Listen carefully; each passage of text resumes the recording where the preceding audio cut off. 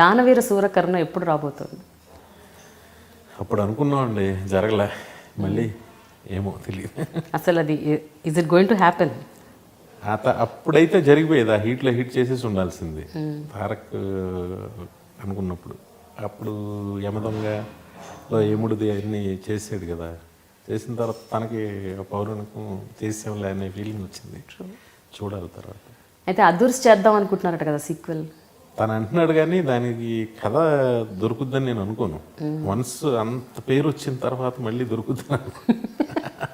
అది మాత్రం బ్రిలియంట్ అండి. అవును. స్క్రిప్ట్ దగ్గర నుంచి screenplay, dialogues and Tarak's action performance అన్ని బ్రిలియంట్ మూవీ. అవును. మీ పేరెంట్స్ ఇప్పుడు ఏమంటున్నారండి వినాయక్ గారు? ఇప్పుడు మీ మదర్, మీ సిస్టర్స్, బ్రదర్స్, అఫ్ కోర్స్ మీ ఫాదర్ లేరు అనుకోండి, బట్ మీ ఫాదర్ కూడా మీ ఎదుగుదలంతా చూశారు. చూసారు. So he knows. నాకన్నా ఎక్కువ ఆయన ఎంజాయ్ చేశారు.